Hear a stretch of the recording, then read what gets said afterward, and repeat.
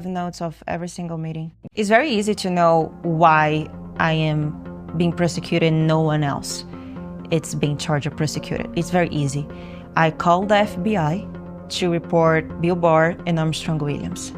I have notes of every single meeting. One meeting can be about visa for someone, or another meeting can be about January 6th or RICO case. I have a quote here that was like, Barr believes the FBI will go to Trump house soon. And one thing that I heard a lot is like how they go to prevent America to have Trump again. One thing that I learned very fast and very in the beginning is like Bill Barr is someone extremely important. And I remember the biggest conversation they had at that point, it is like, what kind of charge that we can bring against Trump? And that's when Bill Barr, and I will never forget that, Bill Barr was like, we should bring RICO because it's a very difficult type of charge to defend.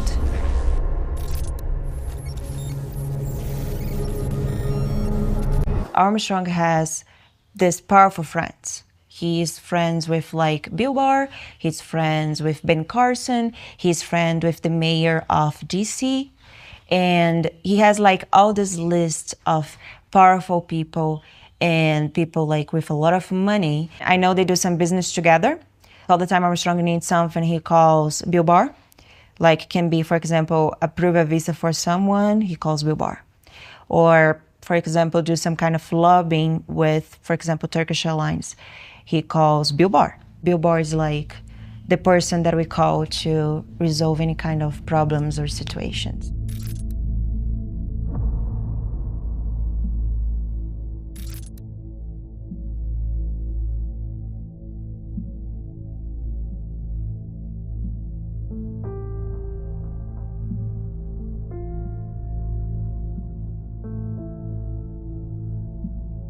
I have notes of every single meeting. One meeting can be about visa for someone, or another meeting can be about January 6th or RICO case. In February 27 of 2023, here's my notes, they launched this meeting about RICO case. I do not know if they have meetings before about that.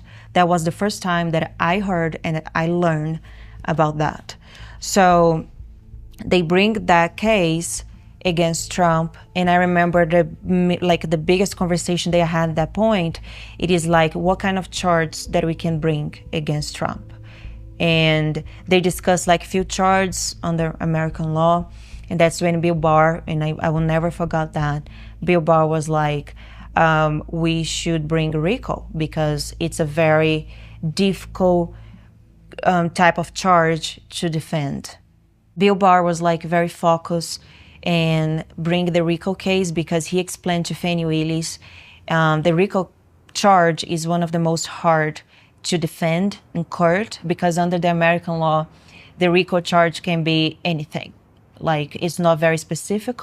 So people who is charged with RICO case, they have a very hard time to defend themselves. We had this meeting with Fannie Willis.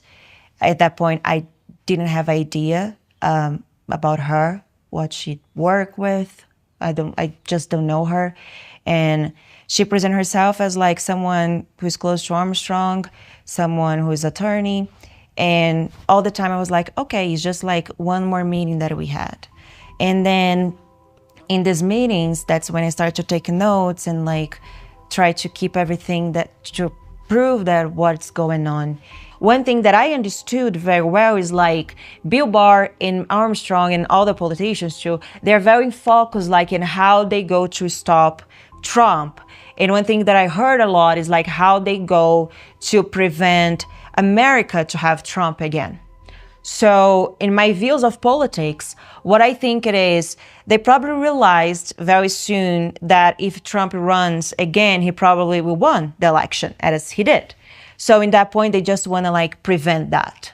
One of these meetings, for example, was launched in March 15 of 2022. And this meeting was at Sinclair Broadcast. And in this meeting was when I like started to learn more about Fannie Willis and about some guy called Jack Smith, and about investigation involving January 6th.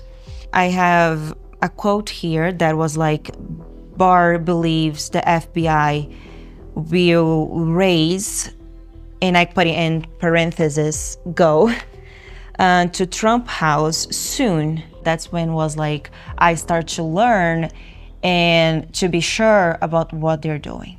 Was like they're planning and they're create crimes and situations to go after everyone.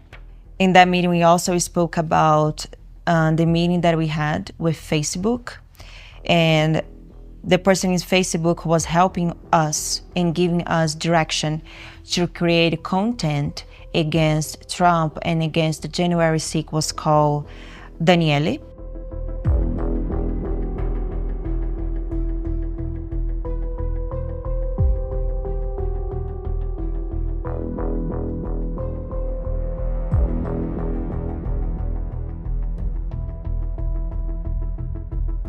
That was like one of the first meetings that I had about this plan they had to go after everyone who works or supports Trump. And that was back in September 13 of 2021. So in this meeting was me, Armstrong, Shermichael, and Bill Barr by phone. And they spoke about January 6th committee. They authorized the committee to investigate the events about January 6th. We started like with some names. They also gave a lot of names here.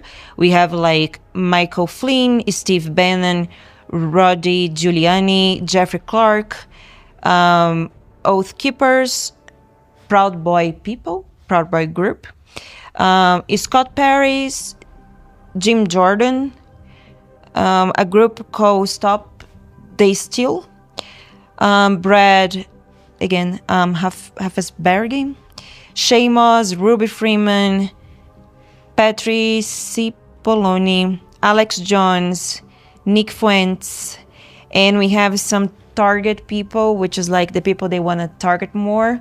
And that was like Stuart Rhodes and Enrique Tarrio and Roger Stone.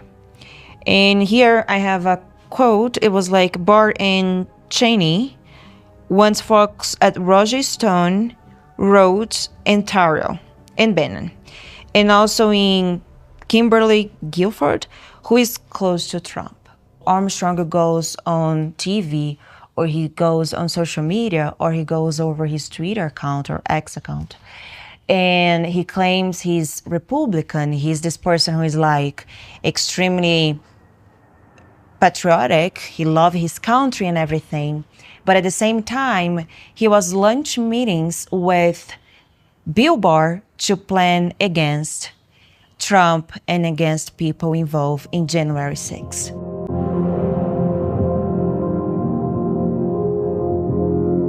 Armstrong never got caught for things that he does. He was inside of the Capitol Hill in January 6th.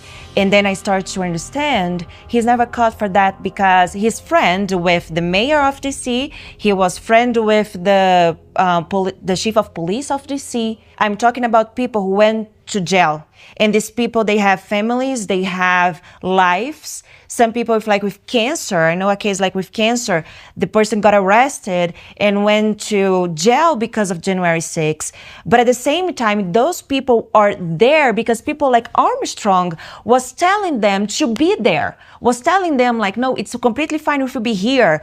And when the things start to happen over there, Armstrong is like, no, we can go inside and let's do this. So what kind of person does that with people?